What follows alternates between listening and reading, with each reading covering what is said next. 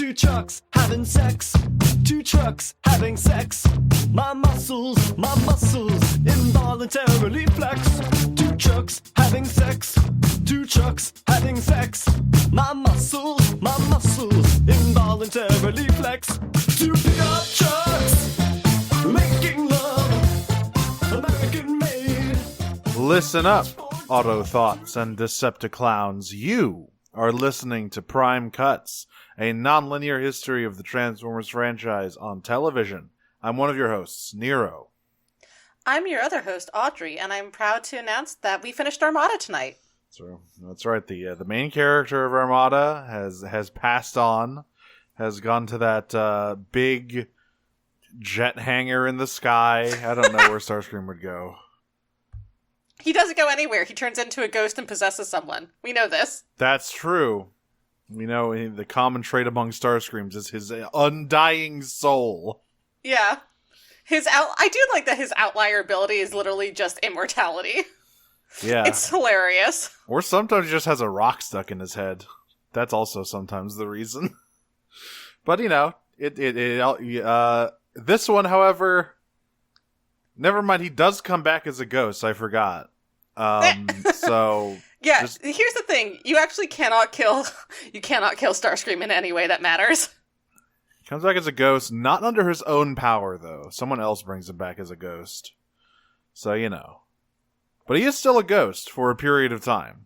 I mean, that's the same case as in G1, though. Yeah, that's true. So, yeah, we watched 47-48. Did I get that right? You did! Hooray, I did it. Which... They're pretty big episodes, I would say. Kind of big turning points here, as far as the kind of status quo of the show goes. We learn lots of things. We say hello to people who begin poking out of moons, and we say goodbye to people who shoot at moons. That's what happens when you shoot at moons with your entire being. They just fucking yeet you into oblivion. But we're getting ahead of ourselves. Before we get to Starscream's heroic sacrifice, we have to talk about episode 47, which in the dub is called Portent. Interesting. It's called The Pendant of Trust. I think they've just given up on taking any words from the Japanese title at this point. Yeah. And it's just like, whatever. Portent, I mean, I guess I kind of understand yeah, it, but it does seem like an odd choice for this episode. It's like a grim portent of doom with Unicron. Right, but I feel like we're past the portent stage at this point. Yeah, I feel like when the moon is growing horns, things have gone past portent, sort of. Portent's like an omen, right? And it's like, we're past that. The black hole is an omen. Fucking... Yeah, like... The space devil is real, and he's coming out of the moon. Actually, the fucking vision the kids saw in Cyber Hell is a portent. This is just happening. Right, exactly. Anyway. Like, we pick off right here where we left off, with the kids, Hotshot and Wheeljack, hanging out in the weird goo tunnels underneath Cybertron. And they're like, well, they're catching up. They're asking around, hey, why the fuck are you guys down here? What exactly is going on? And Alexa's like, don't worry about it. I mean, we're here to save the Microns. Also, don't worry about it. We're fine. Starscream saved us. He never betrayed us. It's all great. And Carlos is like, okay, hey, hang on now. Yeah, Carlos and Hotshot go like, oh, yeah, well, now, Alexis, I know that you consider Starscream a very good friend of yours. Perhaps it will take some time for the rest of us to get to that point. It's Carlos specifically in the sub who's like, Alexa, just, like, he could have saved us by accident. And Alexa's like, why can't you trust him? Woman who's worse, I can fix him. Yep.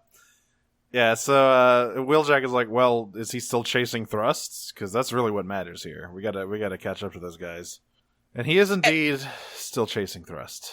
Yeah, and Carlos is like, yep, let's get going. And Bank transforms into the skateboard, and Carlos hops on, and he, like, rolls away, and he gets scruffed like a cat by Hot, who just, like, picks him up and, like, holds him between his fingers in, like, what must be a very uncomfortable position. Yeah, Hotshot's just like, hold on, buddy, we need to call the boss about this one. Very funnily, Bank does not stop moving in that shot. No, so he just keeps continues going into the shadows of the tunnel.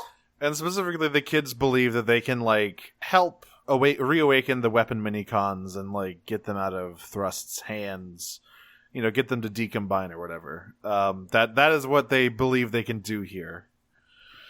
So they call into Optimus, who, you know, he's the cool dad, and so... Yeah. They're like, please, Mr. Optimus, can we go and help the Myquans? And Optimus is like, oh, I can't say no to you guys. Yeah, go ahead. But be careful. Be careful in the weird goo catacombs. Don't let any sights of horrible Transformer husks, you know, traumatize you or anything. As he's saying this, Billy and Jim walk in, and they're like, what the fuck? That's bullshit. They left without us.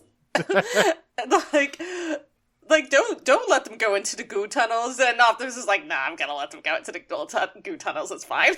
So what's gonna happen? But Ratchet, thank God for Ratchet. Ratchet's like, we should send them some, like, support. And Optimus is like, so true, bestie. Send Jetfire. He's the one. Yeah, listen, Jetfire is the one guy who can get places very quickly. So it's like, yeah, hey, Jetfire, you want to go underground? And, you know, he doesn't. But he doesn't. He will. He gets this mission while he's like on the surface trying to get everyone to stop fighting. And there was a moment, I'm really sad that we didn't get the Skyfire Shockwave team up that I thought we were going to get here. Because like as he's going through, Shockwave like is firing at him, and Jetfire's like, you know, we don't have time for this again. Moon's haunted. Like, we gotta go. And they have, like, a moment of, sort of standing off. And I really thought that Skyfire was going to convince, like, Shockwave to come with him and to work with him. And I was so excited for that. Because who wears the pants in the relationship when you're both the pants? Technically, Tidal Wave is more like a pair of gloves. Well, he's a pair of gloves, waist cincture, and chaps. That's right. Can you really convince, like, specifically Shockwave, can you convince Shockwave to do anything? Probably not in the sub. His dub version seems to be more sentient. He is a bit more sentient. You could probably convince Tidal Wave to do something. Shockwave is basically a boat that can talk sometimes. Shockwave? Yeah, he's basically a Pokemon. So we cut to Galvatron, who's just kind of musing to himself about, you know, well, if this Unicron shit's real, then everything I've been doing, my entire life's purpose of winning this war is kind of pointless. But on the other hand, I have accomplished everything I wanted to do, basically. I basically won. He's, like, on the edge of a complete existential crisis until he goes, am I out of touch? No, it is the Autobots who are at fault. No, it is Hotshot who is wrong. Also, he like compliments Hotshot. It's like, you know, that kid's all right. I wish he was one of my guys. He seems cool, not like my fucking band of idiots. But yeah, he's like his band of idiots. Oh, yeah. So, yeah, what is actually happening? Yep. Starscream lands in the goo zone with Thrust. So Thrust has finally met up. Doubleface has finally deigned to show himself. And well, first we need to talk about how Thrust gets to Sideways' house or whatever the fuck this is. Because what happens is a wormhole opens up in front of Thrust, who runs forward. Then Starscream, who's following right behind him, like walks up to it and just kind of pokes it with his sword. It's like, no, we need to talk about what the wormhole looks like. It's like concentric circles. It's like that are like wiggling back and forth. Yeah, it's like a weird wiggle hole that Thrust jumps through, and Best. Starscream. His best quality, his wiggles. Yeah, Starscream. I love the way he just like sort of pokes us, like, what the fuck is this? Shit. I guess I'm going through the weird wiggling hole. Might as well. So yeah, he goes through, and this is when we see Thrust and Sideways meeting up in the room which that has, it won the award for worst vibes on Cybertron 2 million years in a row. This is a whole bunch of disgusting techno-organic stuff. There's like dead Transformer husks everywhere. It gets drained. so much worse. Oh, this was a grody episode. It makes sense once we learn where they are. Like, obviously, things would look real fucking gross in here, but still, yeah. So Thrust is like, all right, Sideways, I'm here. I got the shield and the gun, and Sideways is like, you fucking dipshit. Are you fucking serious? You couldn't get the sword? Do you know how mad Unicron's gonna be? Thrust, wake up, you fucked up big time. Sideways. Like, Sideways just fucking mercilessly rips him to shreds, but he's like, it's fine, he can wake up with these anyway. Yeah, and Doubleface specifically is like, not only did you not get the sword, but you're so goddamn egotistical that you completely blew your cover, which means there's no chance of you being able to get back near Megatron again to get the sword, you fucking moron. Yeah. That's fine, we can wait, we can make evil Papa Unicron up, which is these two. That's alright. That's when Starscream comes through. Wheeljack and Hotshot and the kids also go through the weird hole and end up here. But Starscream gets there just a little bit ahead of them. Yes, he is there but he talks with Thrust and Sideways, and they both give, they once again give him the, like, you can join us and you can depose Galvatron and rule alongside Unicron, just like me, Thrust, the guy that's absolutely going to happen to. Right, yeah, for sure. For sure, no doubt. And Starscream's like, yeah, no, like I said before, I'd rather die. And Doubleface says, then perish. And does the grossest thing I've yet to see in a Transformers show, I think. So he summons these, like, macroorganisms. They're so gross. They're like these gross vampiric amoeba, and they come in a swarm, and he flings them at Starscream. It is so fucking gnarly. They're a vampiric amoeba, but they're roughly the size of a house cat because they're Transformer scaled. Like, these things are fucking huge, and he just sends them at Starscream. This is when the gang gets, Hotshot and the gang get to the hole. Alexis puts on her good luck charm necklace, which is made out of the Mars rock that Starscream got for the kids when he went to Mars that one time. This will not be symbolically important later. But why would it? Also, it's really funny that this is just coming up now, but yes. Okay. Yes, it's very funny. She's never had this before. Just introduce this now. It would have made so much more sense if you started putting it on during, the quilt episode. Yeah. When he originally left them, but whatever. Fuck it. They had to do a lot of backfill on the Starscream and Alexis dynamic here in these last couple of episodes. This episode really went from 0 to 100 for the two of them. So they get in there. They're like, wow, this is gross. Alexis hears Starscream shrieking in agony and says, oh no, that's Starscream. We gotta go help him. And, they find him with a bunch of fucking cyber bugs. Also the kids see a dead body. Which, they saw a bunch of them back in the weird, bad future past. So they're that should be desensitized fine. to it at this point. They don't even know these guys. That's just I'm pretty sure one of those is, G1 Sideswipes animation model. The head at least is Sideswipes, which is pretty funny. So they all rush towards the fucking... Oh, they also hear... So Alexis identifies Starscream's screams of pain. Hotshot identifies Sideways' evil laugh. Yeah, he's like, fuck that guy. I know that guy. So they both run up there. Wheeljack identifies the bugs as bot spiders, but later Sideways calls them bot parasites. I just call them fucking gross. They are not named at all in the Japanese.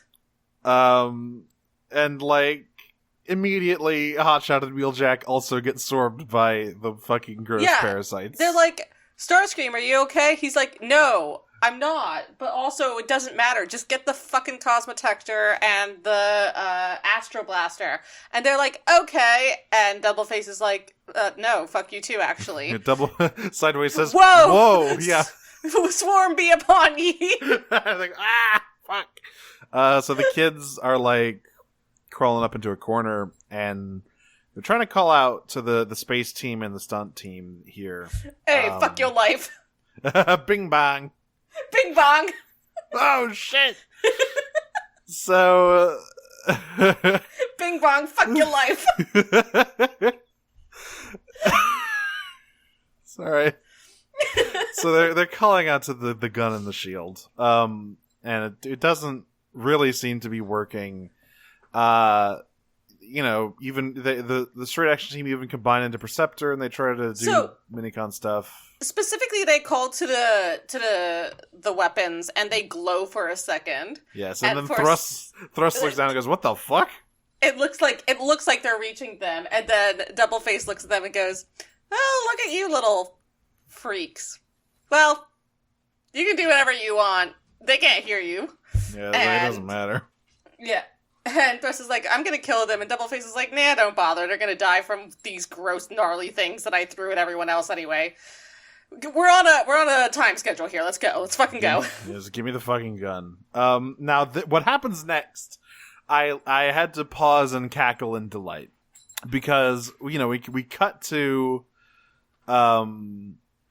So the kids are like running. I believe they're being menaced by weird techno-organic tendrils of some kind. It's getting a little tentacle porn for my liking. So we cut back to Wheeljack and Hotshot, who still have swarm inflicted on them, and Wheeljack says to Hotshot, "Hey, bro, it's time to do our move." Oh, yeah. I have you ever gone to ballet and really appreciated a good pas de deux? I love a good pas de deux. If Sideswipe knew about this, he would be so jealous. This is the nuttiest thing we've seen in a long time. Say what they do. They stand back to back on their tippy toes with their fucking hand, like they're T-posing basically, and they just start spinning like a fucking Beyblade together, and destroy all the fucking bot spiders and tear apart all the fucking. What is this? It's called a fadeaway jumper. This is not basketball. This is literally the 1991 Chicago Bulls. Like, what? When? I have so many questions about this. Number one, Hotshot knew exactly what Wheeljack meant when he said, "Let's do our move." So this is a technique that they have used several times before. I don't know when or why, but they have it. It's their move. Like, it doesn't utilize any of their special skills either. They can just the fucking bro connection is just so strong that they can spin in sync. It's clown to clown communication. It really is. So they destroy all the weird stuff. And they look back at Starscream, who is still like getting bit by a bunch of weird fucking evil amoebas, and they're like, "Hey, bro, do you want some help?" And he's like, No. Keep going after them. I'll be fine. Don't worry about me. And he is, because he activates his titty gatlings, and then he's fine. It's been so long since we saw the titty gatlings. Yeah. All of the rest of them run forward, but Alexis stays behind to make sure that Starscream is okay. And now we get into what becomes increasingly Cronenberg. Yeah. So we get with a quick shot of Jetfire complaining about being stuck in tunnels because he hates it, because he wants to be in the air because he's a jet, or he's a space shuttle. Then we go to I guess I can say now the Wiggly Hole brought them to Unicron, who is the moon, and they're in like the core of Unicron, and Sideways puts the shield and the gun in weird, fleshy slots to wake him up.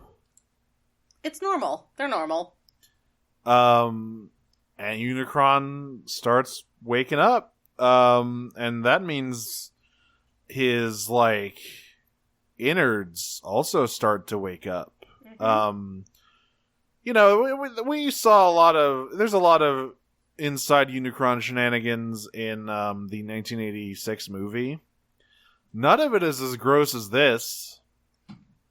I was genuinely grossed out by this episode. So we got a bunch of wall sphincters that are like slowly shutting. There's a tidal wave of purple stomach acid that is pursuing them. Okay, so first of all, this tidal wave of purple stomach acid starts pursuing them, and Alexa has again been like stays behind with Starscream, and Starscream sees it coming. He's like, "Oh shit!" What he says to Alexa is unfortunately right on my hand. He simply says climb aboard in the dub. Yeah, it's right on my hand. No. So she and RC get on his hand, and he puts them on his shoulder, and he flies away from the purple goo. Now, you're probably too young for this, Nero. But when I was a kid, there was a show called Ghost Rider on PBS. And it ran from 92 to 95, but it continued to have reruns after that. And I was watching this, so I was like probably around 4 to 5 years old. This was like very early memories for me in terms of television. Was it, now, Ghost Rider, is that with an R-I or a W-R-I? W-R-I-T-E-R. Okay. Ghost Writer. Yeah, Ghost Rider, okay. Yes. The concept of the show was that it was like about a group of middle school friends from Brooklyn who solved neighborhood crimes with the help of a ghost named Ghost Rider that would like rearrange letters on like signs and stuff. It's kind of like Danny the Street from Doom Patrol. Right. Yeah, and, you know, part of the point of it was, like, to teach sort of fundamentals of writing. Again, it was a PBS show. But all of the arcs in Ghost Rider had to do with, were in, like, 4-part arcs, basically. And the last arc of the entire show, like, traumatized an entire generation of 90s kids. It was about this bubblegum monster. It was like this purple slime guy that was called Gooey Gus. That was the name of this. It was like this doll, right? That was this. Look up Gooey Gus. Seriously, it is this like purple doll that looked like this melted. It's a horrifying doll, and they made like a story about it. Yeah. Oh. And they made a story about it where, again, he's made out of bubble gum. And he would, like, trap people, like, shoot slime from his mouth and encase people in this purple slime. And bring them away to, like, a cave or something. It was so horrifying and traumatizing. And that is all I could think about looking at this wave of purple stomach vial. It brought up some very primal memories for me. This guy has bad vibes. He's so... Why does his head look like that? PBS Kids show. Seriously, look up Gooey Gus. Look up his entire steez. Like, this was not... This traumatized... The arc is called Attack of the Slime Monster. This traumatized, like, an entire generation of 90s kids. Oh, he drools like weird purple slime. I'm gonna close this tab. Yep. Alright, well, yeah. So they're being menaced by Gooey Gus's ghost or whatever. Now, obviously, you know, Hotshot and the gang are having a bit of a worse time with all of this, considering that they can't fly. Well, Hotshot would be able to fly, but I guess he forgot to bring Jolt, so, you know, oops. Starscream and Alexis are having a much better time, but then, oops, Alexis, one of the tendrils, like, yanks her necklace off, and she says, "Oh, fuck, Starscream, we gotta go back. I dropped my necklace." And he's like, "What? No, we're not. No, what?" And so she just jumps. Yeah, he's like, "It is way too dangerous." And she's like, "All right, bye." And he's like, "What the fuck?" No. And then Arcee's like, "Bye." And Starscream's like, "Arcee, not you too." Please, someone around here has to be responsible. So yeah, she goes to grab this fucking necklace and nearly gets her and Sure-Shock fucking grabbed by the ghoulies. But thankfully, Starscream slashes them up and gets them back in the air before the fucking purple acid gets them. And he's like, "Hey, the fuck was that? Why? Please do not do that again. What was so important about that whatever that is, that you fucking jumped off to get it?" Now he's just like, "You know." So this episode has a lot of very bizarre dub mistranslations. Okay. And they all basically come in a row here at the end. So first of all, it is episode 47. They are still mixing up the other two members of the Street Action team's names. She does call Sure-Shock Grindor in this scene. So that's still happening.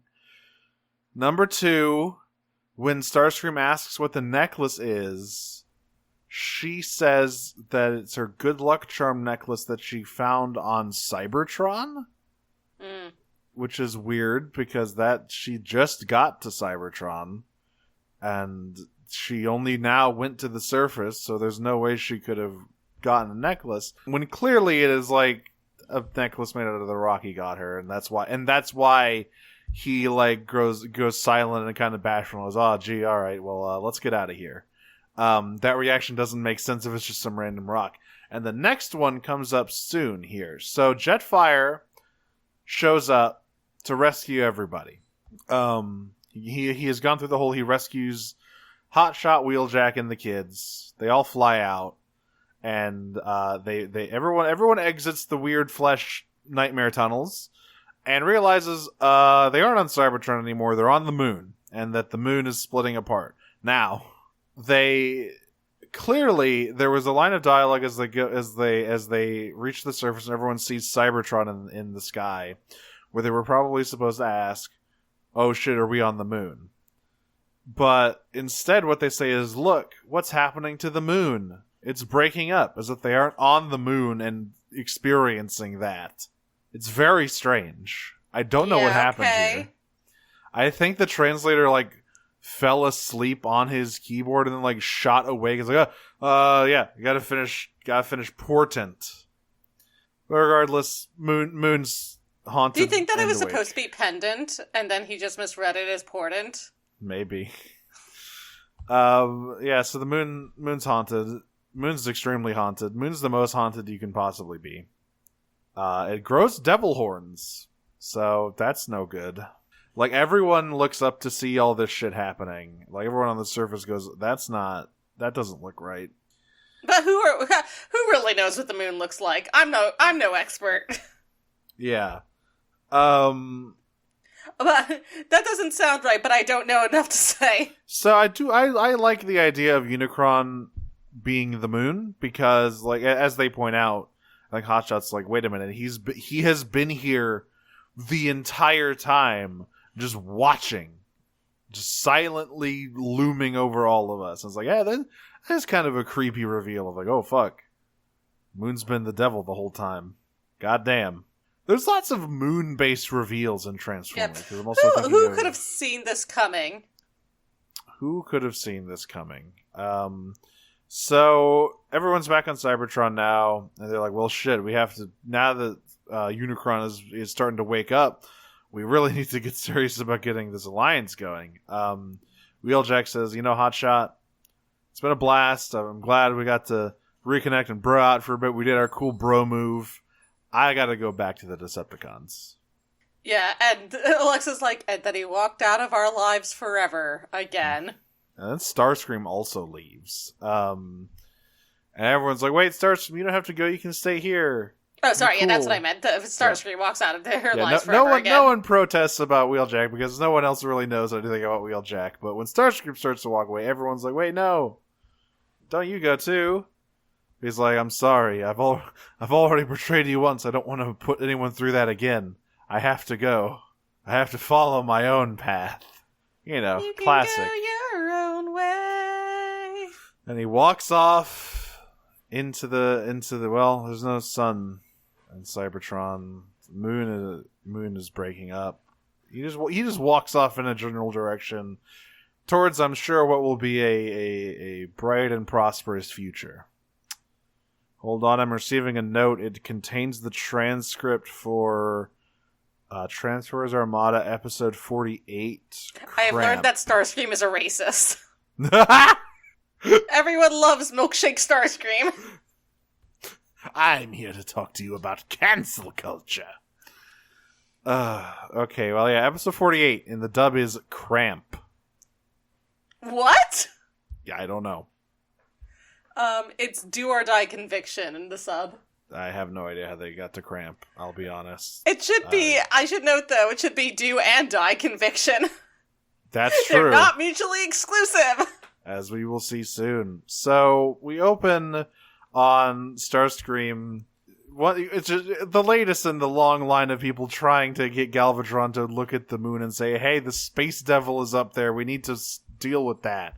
And he's like, he is grumpy about it, to say the least. He's getting pretty tired of everyone telling him that the space devil is real. Yeah, so literally it's like Starscream going, we're all going to die, and Megatron responding with Ariana voice, and what about it?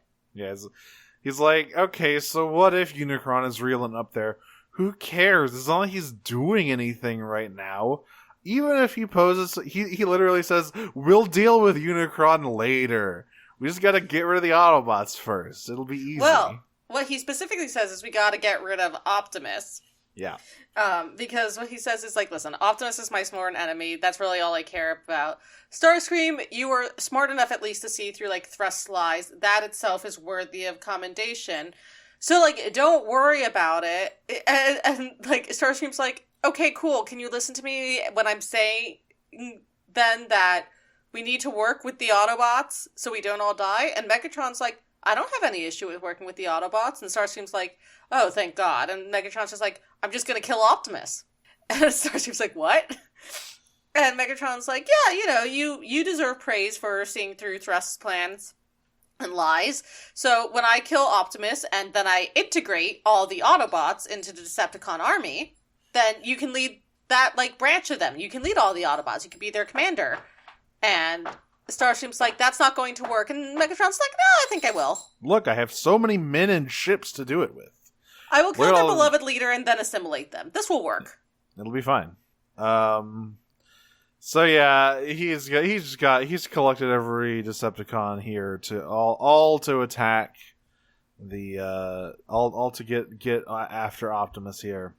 Apparently Optimus has called Galvatron for negotiations, which is why he has decided this is the perfect time to kill Optimus when he's trying to talk to me, because that motherfucking pansy is not gonna want to fight.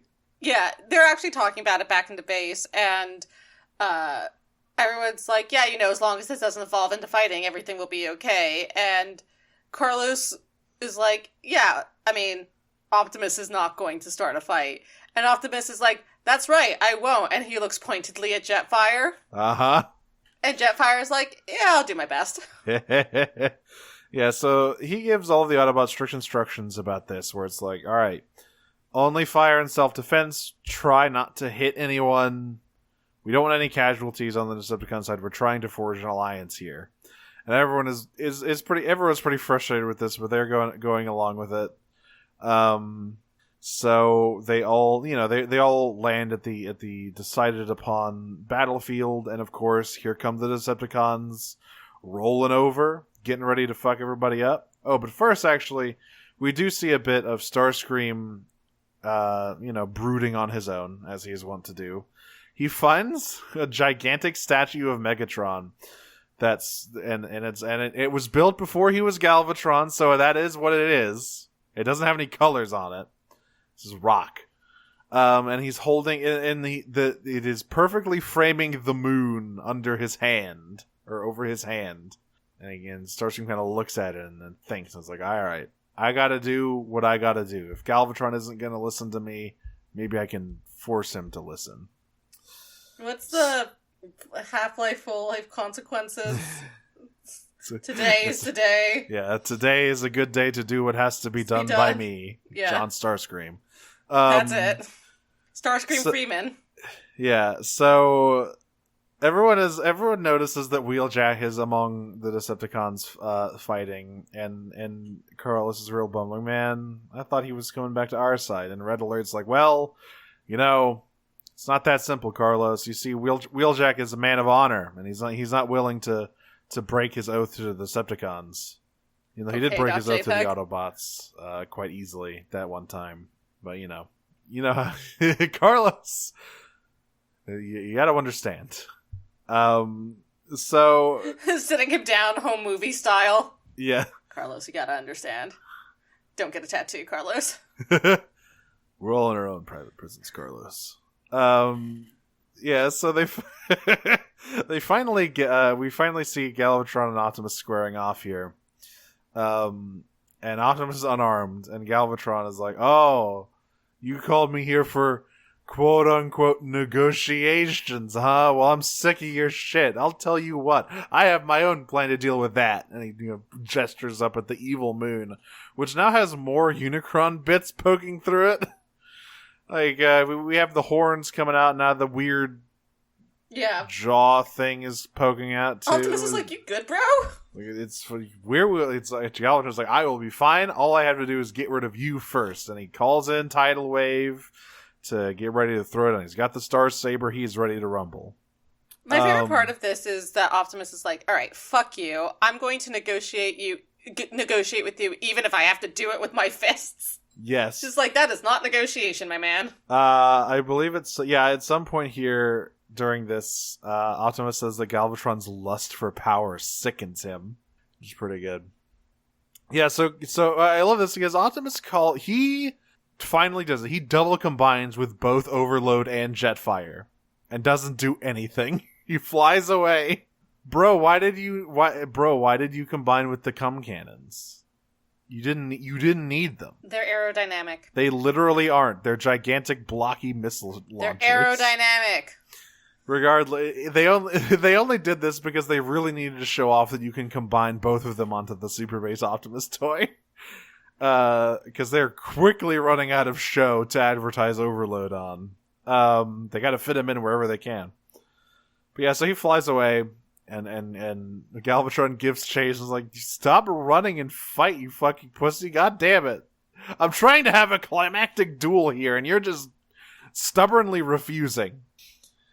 So, like, he does negotiate with his fist, but he does not necessarily fight back that much. He is mostly dodging and retaliating. He is not really swinging on Galvatron, who is absolutely swinging on him with that sword. Yes. And he kind of deploys Jetfire to get Tidal Wave out of the picture, because Tidal Wave starts firing on him, and now it's just a one-on-one duel again. And things don't seem to be going great for him, because very soon Galvatron has him on the ropes. Slowly pushing the Star Saber into his torso as he monologues about their history together. It's like, you know what, Prime, we sure have been at it for a long time, huh, old pal? Millions of years. But just as it looks like it's curtains for Optimus, someone else appears as like, yes, but you know who's known you longer? By God, that's Starscream's music. So yeah, he fucking walks out of the fog, blade drawn, and Optimus is like, Starscream, don't be a hero. And he's like, no, I gotta do this. I gotta do this. At some point during all of this, I don't know when it happens exactly, but Unicron starts blasting the planet with lightning. So, there's other things here. Galvatron tells Optimus the Autobots and Decepticons are like oil and water. They can never join together. Only one will reign supreme. He's like, I'm going to win the war. I'm going to absorb your army, and then I will deal with the evil moon. So, fucking everyone is wondering where the hell Optimus is, because they haven't heard anything from him, and they're still getting attacked by all the Decepticons. But Alexis is like, I think it's going to turn out just fine. And she clutches her lucky necklace. She was mistaken. So, so this is when the Unicron surge happens, because this is when Starscream and Galvatron have their epic sword duel. Where they're just flipping around and slashing at each other. They both get pretty fucked up. There's a really cool move here in the middle where Megatron knocks Starscream's sword out of his hand and then tries to stab him with the Starsaber, and Starscream flips over his head and catches the sword and comes down again and almost cracks Megatron's skull with it. And it's this is again where a lot of the budget for this episode is clearly gone, which is good because it deserves it. But this is a pretty well animated fight. It looks nice. This is the fucking the final boss theme from Revengeance should be playing here as they have this fated duel. Yeah, this is when Unicron starts blasting. The Minicons all kind of swarm up to kind of keep him at bay. And it's interesting. I really like this. He is still mostly moon, and Cybertron's moon, basically, the shell he has looks like Earth's moon, very gray and cratery.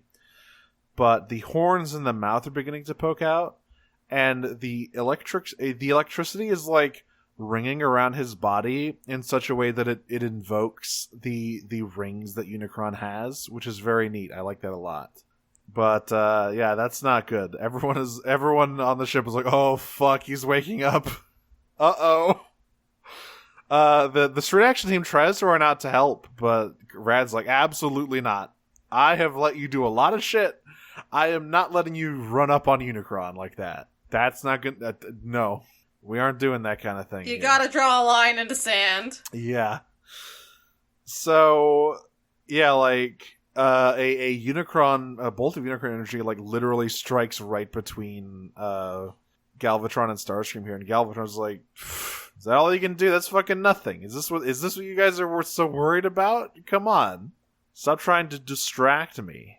And so, yeah, this is where they do the thing where they both slash at each other, and then after a split second, if they were humans, a bunch of cuts would appear on their body. But instead they just get battle damage as the super fast slashes hit them.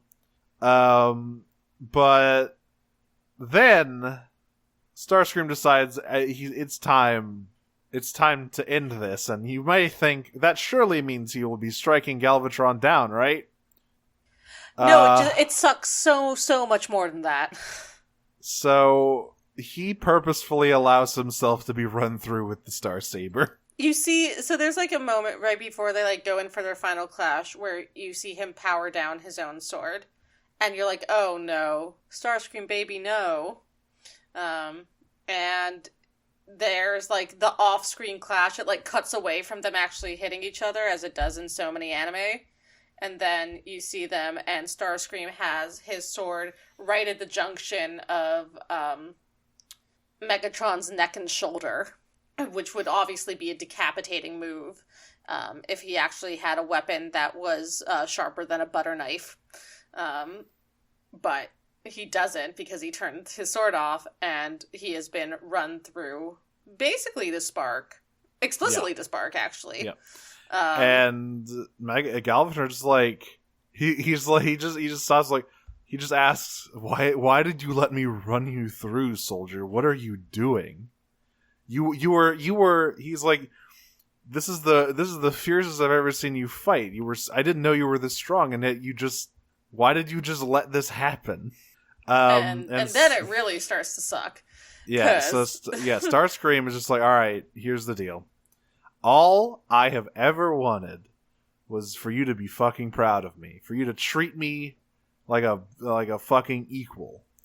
And time after time, no matter what I did, you just treated me like shit.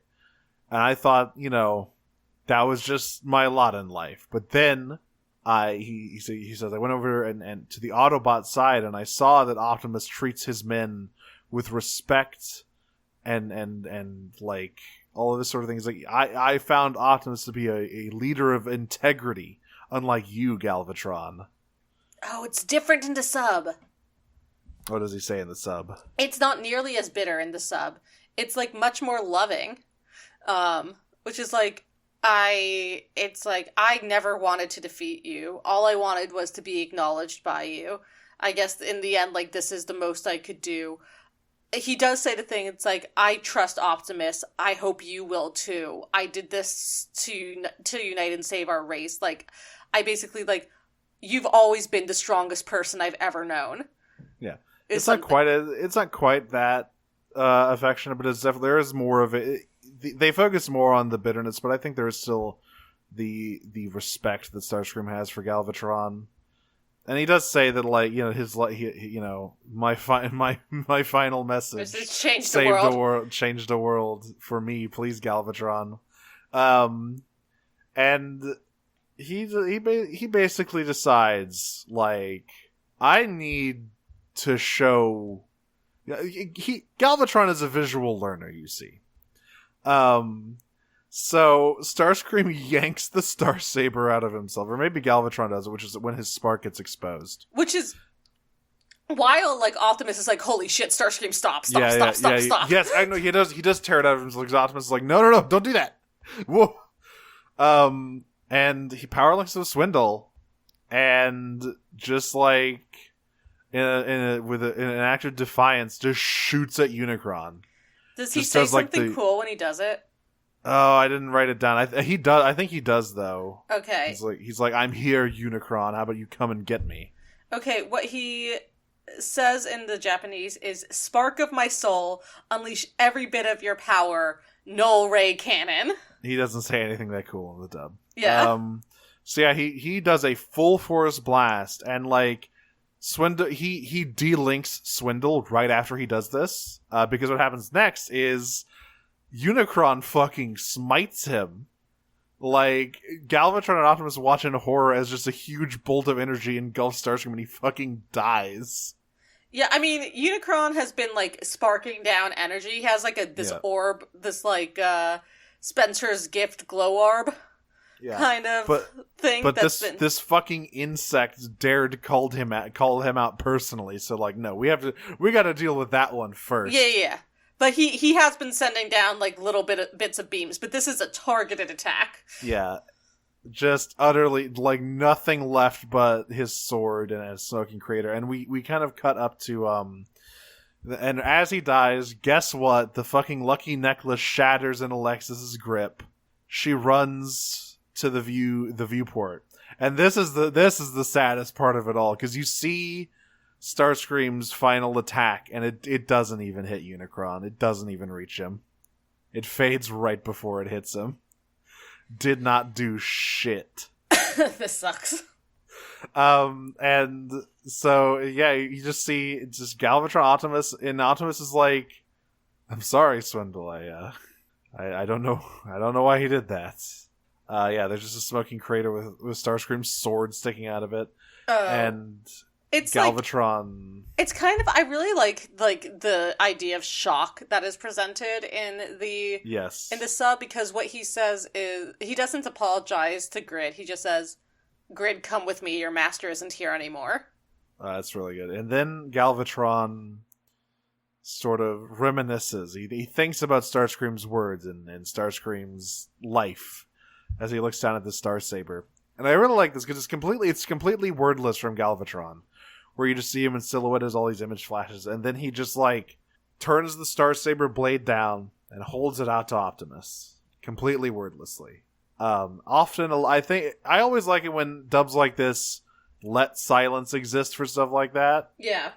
Because like they could easily slip in some dumb line he would have, but like here it's just like no.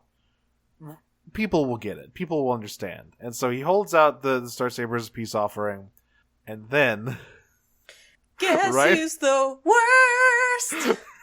Right as Optimus reaches for it, sideways, busts out of the ground and steals it like a little shit.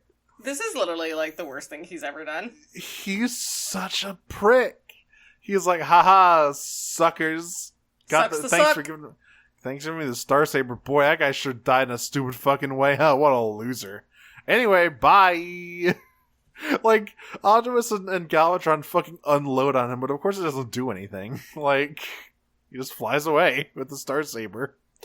And Galvatron is just like, he is so fucking mad. He is incredible. He is like, I cannot believe, I am going to kill that motherfucker. And this is weird. He gets to Unicron's heart with the Starsaber and just starts like shooting his guns in the air like he's fucking Yosemite Sam.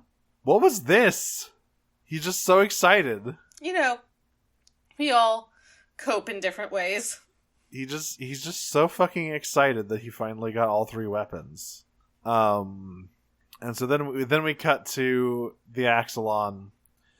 Optimus is on the Skype, and he is obviously telling everyone what happened, what went down, and that Starscream is dead as shit. No one likes this news. Everyone's quite sad about it, but Alexis in particular is extremely sad. She's worse than sad. She's like hysterical. Yeah, she like fucking, slamming her fists on the window, like asking why would he do that. Is she actually speaking in the dub? Yeah, well, not she like only when Rad comes in at the end. This entire from the moment the screen comes on for them like to share the news to the end of the episode, it is completely dialogueless in the sub. Yeah, she only says like one thing, I think, where she just asks Rad why would Starscream do that to himself. But that's about it, I believe. I really like the effect of it, like you were saying before, of the silence. Yes. Of like, so it's like completely silent. Like there's no dialogue at all. That's much better. Yeah. Yeah, like it is, and you just see like there's background music, there's sad background music, but there's no dialogue, and you just see like this incredibly visceral grief without any sound accompanying it, and it's actually really effective. So yeah, Starscream is dead, and Alexa's like, until the very last, we do get like one line of dialogue, but it's not diegetic. The very last thing that we hear is Alexa, like it zooms out she's like crying on Rad's shoulder, and it zooms out from them, and it zooms out on the Axelon, and zooms out further, and you just see the Axelon in space. And Alexa has the line over this voiceover line that says, Starscream has died. Starscream has been forced to retire. Starscream has died. And she's like, Rad, what's the Starscream death count? And he closes his eyes and he goes, 3. What was the first one? The first one was like back in... I'm trying to remember. It was like back a while ago. It was when he like betrayed... Oh, right. He got super fucked up during the episode. That's right. Yeah. But we are actually at 2 death counts. He did get killed by thrust. 2 legitimate death counts, but I just like... I'm very glad they undid that because, man, I would hate to be killed by thrust of all people. Yeah, that would be a bummer. At least getting killed by Unicron, even if you're like attacked and killed, it's like, that's a god. Not many people get personally killed by Unicron. Yeah, like at least that's a god. Not many people can go out that way. But yeah, that is like the big Armada moment that people usually remember it for, is like this end to Starscream's arc. And yeah, it's pretty good. It's pretty good. I mean, it's also because it's one of the best animated moments. Yes, they go full Sakuga for this fucking for his death scene.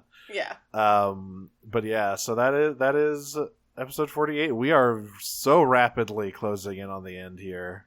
Will Galvatron honor Starscream's final message, change the world? Only time will tell. That dude Boy, he's a stubborn prick. But, you know, he probably will. We saw him hold out that Starsaber as a peace offering. Yeah. So, next, what is it? It's 53 episodes of Armada? 52. 52. We have 2 more weeks of Armada episodes than our wrap-up episode. That's it. Yeehaw. Yeehaw. Well, let's get into the questions here. We got a bunch in Comlink. Casarachnia asks, if you had to swap out one character in Armada with Beast Wars Waspinator, who would it be? Sandstorm, we've already talked about this. Yeah, he is the analog. But if you swap someone out with Waspinator, they take way more punishment. So maybe Thrust. Put Thrust in there. He will suffer greatly. But then I'm thinking about the future. I don't want to swap Thrust with Waspinator. I like Waspinator too much. He deserves a break. Yeah, no, but like Sandstorm is the analog, so I think it has to be Sandstorm. And I like this one. I've been thinking about this one. She also asked, if there was a Souls-like game in a Transformer setting, who would be the main character, the final boss, the most annoying boss, joke boss?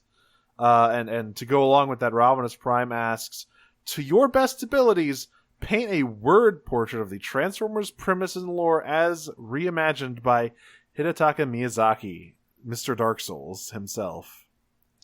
There's a lot you can do with this. Okay, I'm gonna put Bumble for main character. See, I think so the only FromSoft game that has like a concrete main character of like the Soulsborne milieu is Sekiro. So I think if this is Dark Souls Transformers, you have to be like, you know, you're fucking ye tarnished or whatever the like. Yeah.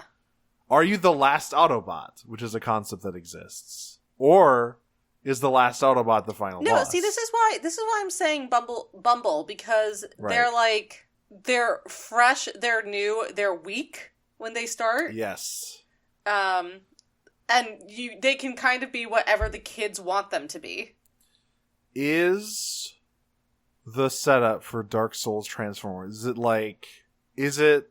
it be a sort of Unicron has won situation, or like half won, where like, because so much of the Dark Souls thing is like the world is in tatters, reality is fucking falling apart at the seams. So it Unicron has eaten his way through so much of reality that like things are beginning to compress? I don't think so. I think it's sort of like basically an Eldritch version of our Armada itself, right? So like, if we take the core concept again, if I'm saying that Bumble is the main character, then the core concept of the Dark Mata is that is the Microns searching for autonomy.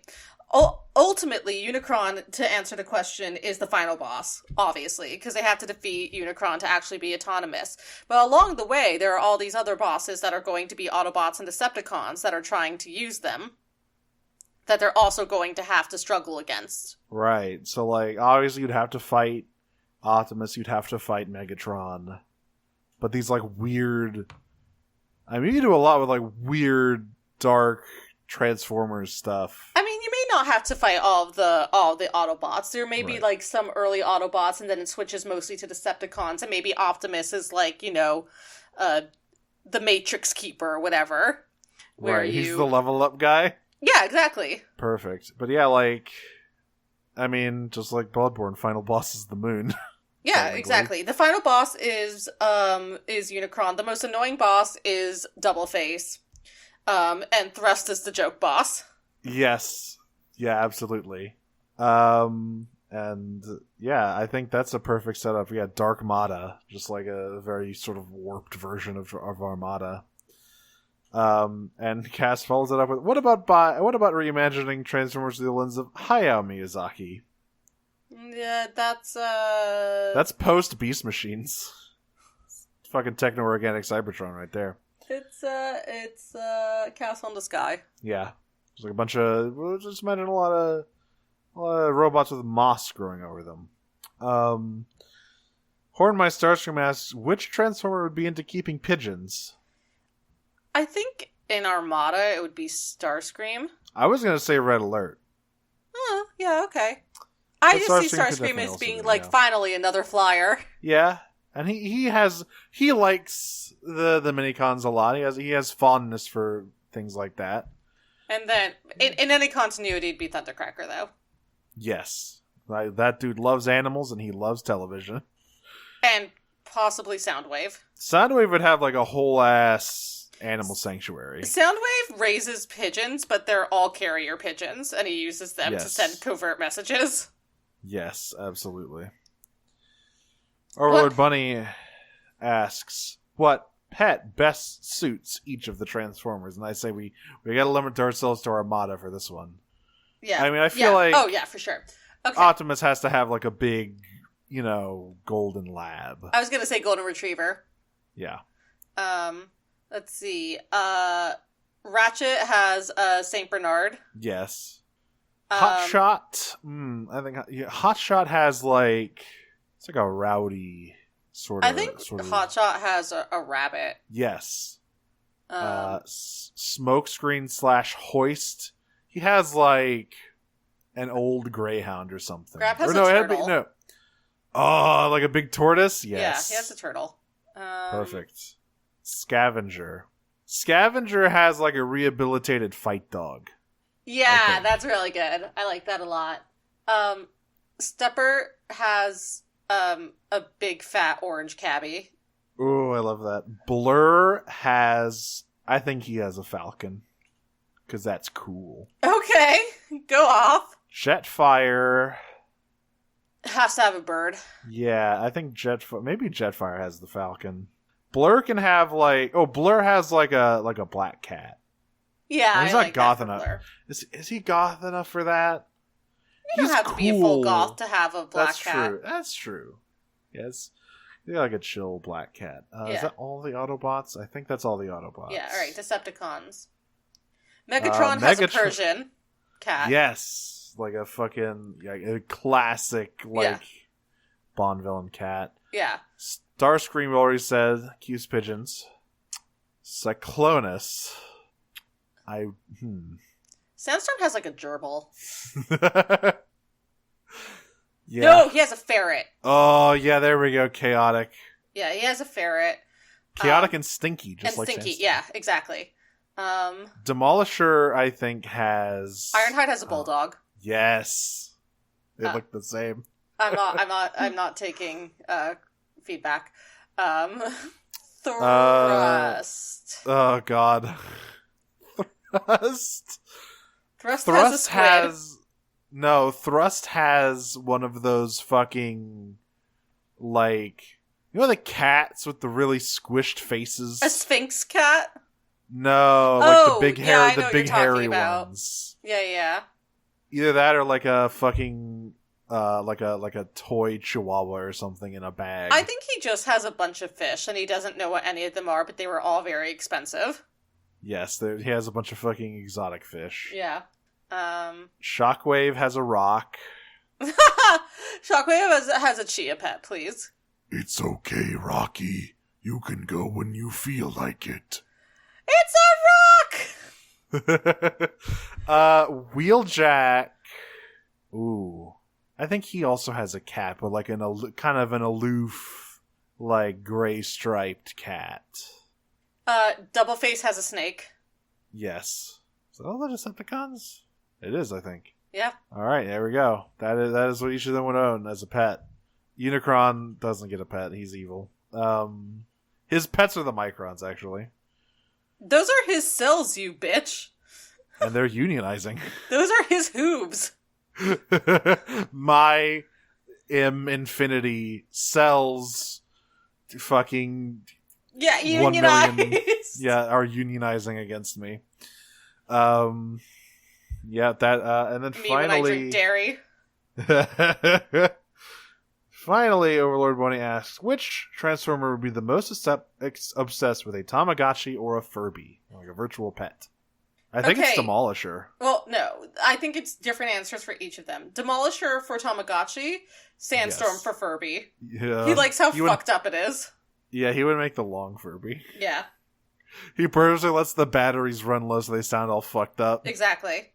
And then puts it in like Megatron's room at night. So it sounds like the Elmo doll that can only say skin. Yes. Skin. Skin. I'm imagining a Transformer-sized Furby. I don't like that. I guess actually I've seen that. That was in fucking Mitchell vs. the Machines. There was a giant Furby in that movie. What a good movie. He began the Dark Harvest. Yep. Folks, we've been Prime Cuts. Don't start the Dark Harvest just yet. That was just a quote. You'll know when the time is right. Anyway, you can find us on Noise Space or on Twitter at Prime Cuts Pod, where you can join our Discord. I'm trying to find the time. I'm gonna start, doing Jackbox or streaming stuff. Maybe we will play War for Cybertron at some point. The that good old third-person shooter, pretty good game. And you can find us on the Noise Space Network with so many wonderful shows that share the space over at noisespace.xyz. All sorts of stuff like 0 to 0, Kyle XY, Digimon Ghost Gaze, anything you could possibly imagine, it's there. The world is your oyster. And I am on Twitter at Dragon Smoocher. I have various other projects, including, of course, at Podcast of Power. That is the She-Ra podcast I did with my friend Jane. I am on Disney Minus, Disney, Minecraft parody, etc. That is at Disney Minus Pod. I'm talking Tron next time, I believe. Groundbreaking movie in terms of special effects. Kinda boring. So looking forward to revisiting that. Radio Free Heidelin. We just have to get the thing up. We're working on it. It's more difficult than it looks launching a new show on Podbean. But we're getting there. The steps are moving forward. Free trial is up if you want to go play Final Fantasy XIV, which I heavily recommend anyone and everyone do if they have the time. It's a good game. That is at Heidelin Radio on Twitter. And I'll plug my friends Naruto podcast again at Konoha Crush. It's a good show. They're very smart, very funny. Talk a lot about Naruto. They're on the Chunin exams arc. They just started that. So if you want to jump in now, that's a perfect time. Ninja info cards and all that. That's me. I'm Audrey. You can find me on Tumblr and Twitter at Optimum on Prime, which is my funny robot internet joke. You can also listen to the other podcast I do. It's also on Noise Space. You can find it on Twitter at Pod of Greedcast. It's called Pod of Greed. It's about Yu-Gi-Oh! We're rapidly approaching the end of Yu-Gi-Oh! GX Season 3, and things are popping off! It's a good time. It's a trans time. They had to trans a character's gender because they were too scared of the non-binary for the dub, which is hilarious. So they added a tit. And yeah, that's it. So I guess until next time, I'm going to find a partner to dance a pod with, transform and roll out. I'm going to load up my shotgun and take pot shots at the moon and hope it doesn't smite me back. Transform and roll out. Peach. Peach.